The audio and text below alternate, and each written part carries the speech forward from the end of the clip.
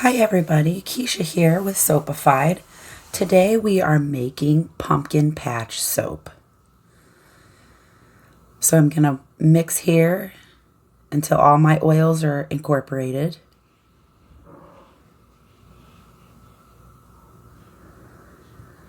Really excited to make this soap for you guys today. Anybody who knows me knows how much I like pumpkins. They're everywhere in my house, basically, because I kind of started this ceramic pumpkin kitchen collection like a long time ago. And ever since then, pumpkins have just been my kitchen thing. So yeah, I like pumpkins. I grow pumpkins. We had a little miniature pumpkin patch this year. We got about, I don't know, just a handful of pumpkins, really. They were really small, too, but it was fun growing them. And we had 2 surprise white pumpkins pop up, which was really nice. So what we're doing here is we're going to have orange, a green, and then like a brighter green.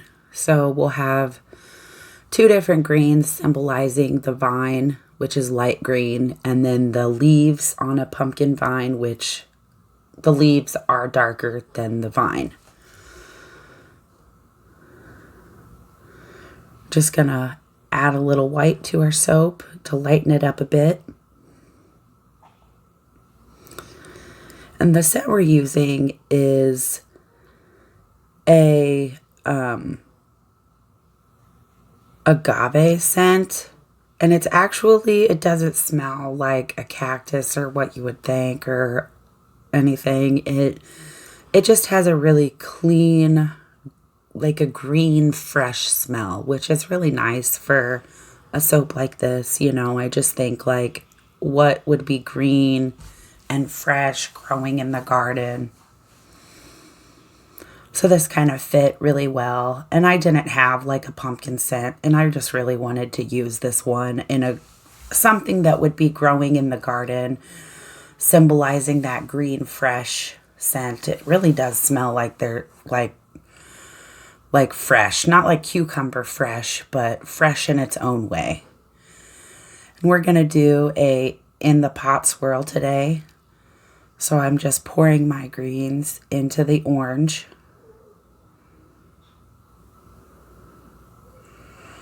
And I'm going to mix that to change the color a little bit because I'm not quite happy with that pea soup green color.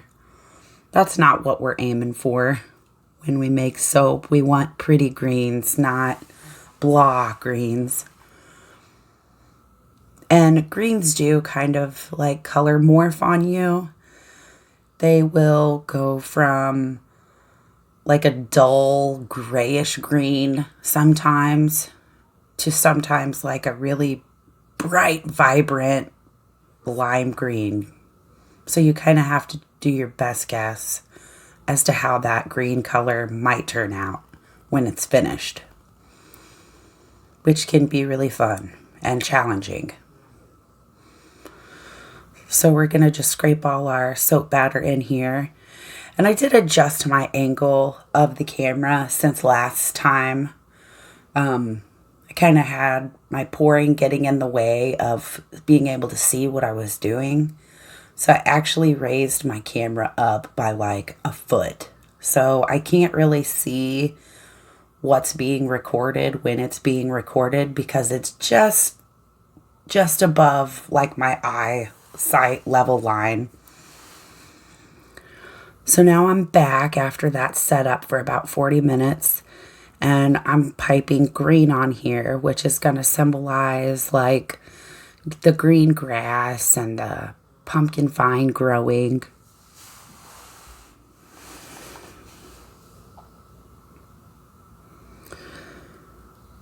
I know that this doesn't look like the prettiest green right now, but if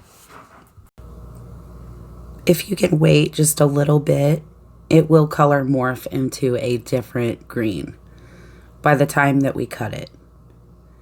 I can't say exactly what that green will be because it changes all the time, but it will be a different green. Trust me.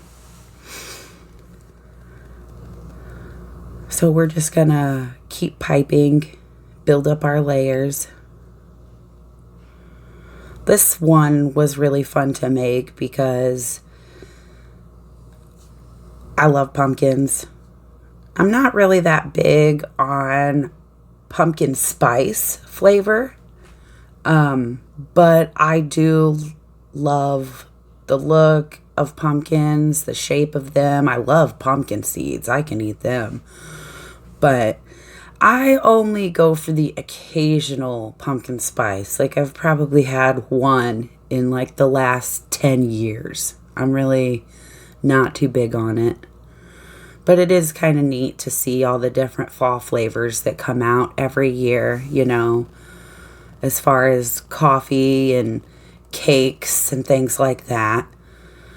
So we're going to just put a little bit of glitter on here to brighten it up a little bit, because why not? Now, all of my soaps don't have glitter because I want to try to include everybody, and not everybody likes glitter. I do, but for the people that don't, you know, it's okay. This isn't going to stay on the soap the entire time you're using it. It's kind of like a dusting just on top. And there's our pumpkin and leaf embeds. I hope you guys can see those. They're really detailed. But yeah, the glitter will just kind of rinse off after you've used the hand soap like a couple of times, you know. It's not going to get all over you. It'll rinse off when you rinse your hands. It's really just more for aesthetic. Just trying to line up all the pumpkin pieces to make sure we get plenty of space for each soap. I'm trying to get 9 bars out of every loaf. That doesn't always happen because if they turn out to be cut super thin, then I just won't sell them. I'll either use them or they'll be given away usually. I don't really use the fancy soaps as much as I give them away. I kind of use plain looking soaps. These are more for special treats for everybody. So this is like meant to symbolize our pumpkin vine right here. This extra piping that I'm laying on top. I just kind of want it to curl and swirl, kind of like how pumpkin vines do. They just grow anywhere they want. Our pumpkins kind of took over this year, even though there were a few of them only. The vines seem to spread out and just take over every area of the garden. We had bell peppers we planted and jalapenos and poblanos and all kinds of stuff that was not doing well until this past week or so. The pumpkin vines dried up and then we were able to get some growth out of our bell peppers and things. So that was kind of funny. Now we know the pumpkins have to be grown away from everything else in the garden. I learned a lot about gardening this year that I didn't know last year. So hopefully next year we'll have a really good garden and we'll be able to share some of our vegetables. Unfortunately, this year there was hardly anything other than a couple of pickings of tomatoes. And that was it.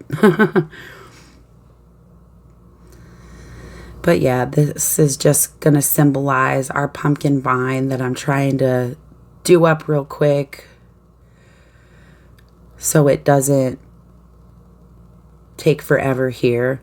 This is a little bit longer video just because of the extra piping I'm doing for the pumpkin vines.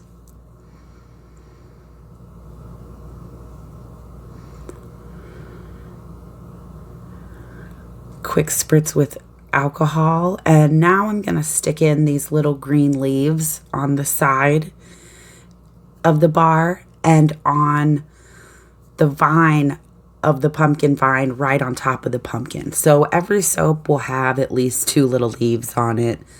Any extras that I have, I'll just randomly stick in the side of, the soaps. So some of you guys might get a bar slice with 3 leaves on it, but most of them will just have 2. Because if there's too many of them, they'll just break off. Since they are thin, it's just more, for looks. But all of this is 100% soap. The pumpkins, the leaves, the soap that I just piped, all of it is 100% soap that you can use. So if you want, you could, break off the pumpkin and have a little teeny tiny pumpkin soap to wash with your hands. Sorry that my pumpkin loaf kind of drifted off the camera a little bit. I can't really see what I'm recording as I'm recording it, so I'm just trying to do my best guess as I get used to this new camera angle here.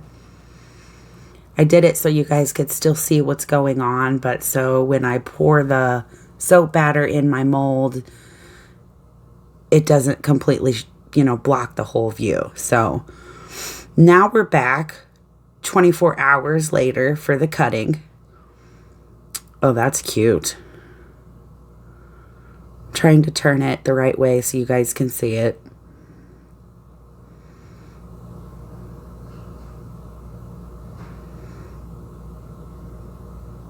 See how the green changed?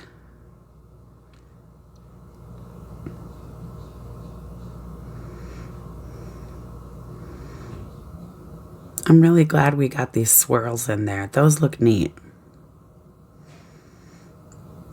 I'm having to cut this one by hand because I'm afraid it was too tall for my heavy duty soap cutter, just because the pumpkins are larger on top and I didn't want to risk squishing any of them, so I'm just cutting it by hand.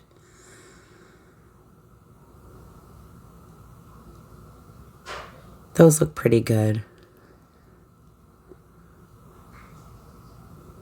I'm really happy with the way this one turned out. This is cool. Yeah, that's pretty neat. I like that. Thank you to everyone who is watching. I really appreciate it. Please subscribe and leave a comment below. I love hearing from you guys. Thanks.